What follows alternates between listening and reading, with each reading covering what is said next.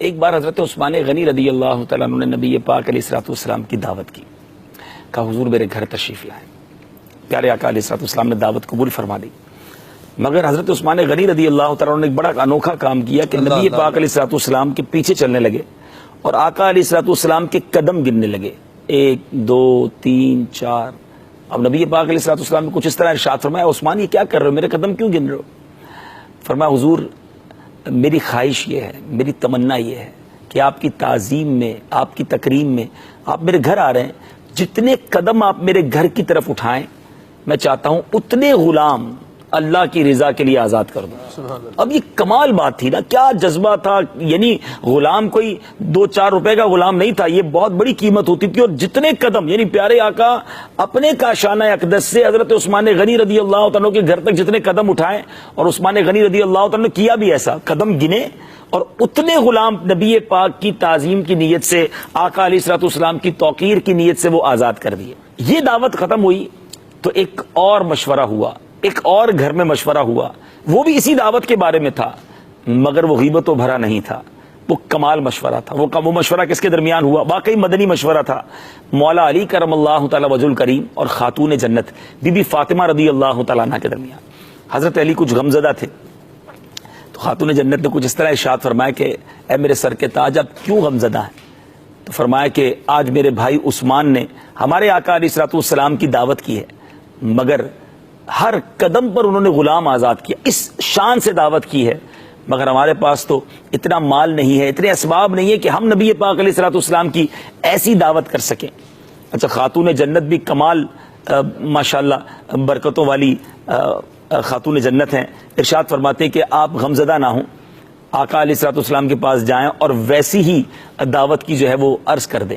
اچھا، حضرت مولا علی کرم اللہ تعالی وجہ الکریم جانتے تھے کہ گھر میں کھانے کو پورا نہیں ہوتا تو غلام کہاں سے اتنے سارے آزاد کریں گے، مگر چونکہ نبی پاک کی شہزادی نے فرمایا تھا تو مولا علی کرم اللہ تعالی وجہ الکریم نے پیارے آقا سے جا کر عرض کر دی کہ حضور میرے گھر بھی دعوت کو تشریف لائیں۔ پیارے آقا علیہ الصلوۃ والسلام نے دعوت بھی قبول کی اور صحابہ کرام کی ایک کثیر جماعت کو کہا چلو علی کے گھر دعوت ہے۔ اللہ اللہ اللہ۔ اچھا، اب مولا علی کے گھر میں بہت سارے صحابہ آ گئے۔ اچھا، حقیقت یہ تھی کہ غلام آزاد کرنا تو دور کی بات ہے، اس دن کھانے کو بھی گھر میں کچھ نہیں تھا۔ خاتون جنت رضی اللہ تعالیٰ عنہ نے کیا کیا، برتن چولہے پہ رکھے اور خود سجدے میں چلی گئیں،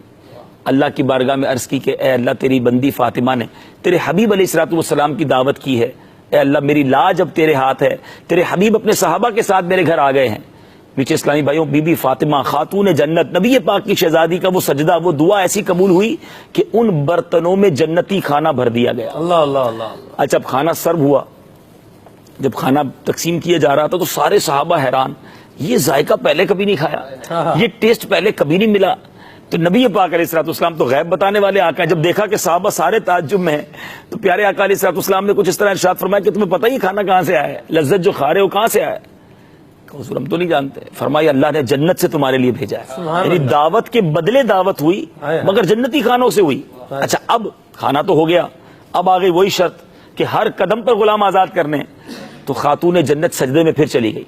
کہتی یا اللہ تیرے حبیب علیہ الصلوۃ والسلام کی دعوت ان کے حبیب، ان کے صحابی حضرت عثمان غنی نے کی تھی اور ہر قدم پر ایک ایک غلام آزاد کیا تھا، یا اللہ تیری بندی فاطمہ کے پاس اتنی استطاعت تو نہیں، مگر میں تجھ سے دعا کرتی ہوں کہ نبی پاک علیہ الصلوۃ والسلام جتنے قدم اٹھا کر ہمارے گھر تشریف لائے ہیں اتنے قدم کے برابر سرکار علیہ الصلوۃ والسلام کی امت کے گناہ گاروں کو آزاد کر دے۔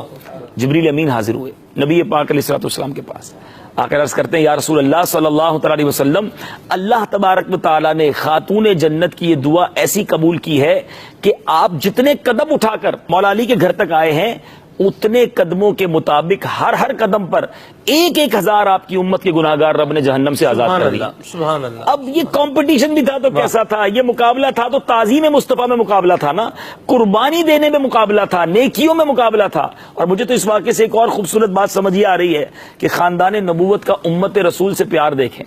کہ دعا بھی مانگی تو گناہگاروں کو جہنم سے آزاد کر دیا جائے، اور اس دعوت کے صدقے نہ جانے کتنے ہزار جہنم سے آزاد ہوئے ہوں گے۔ اللہ تبارک و تعالیٰ صحابہ کرام کے اس صحت مند اور نیکیوں بھرے مقابلوں کی ہمیں جھلک نصیب فرمائے، اور ہم بھی نیکیوں میں آگے بڑھنے کا اللہ کرے کہ آج ذہن بنا لیں۔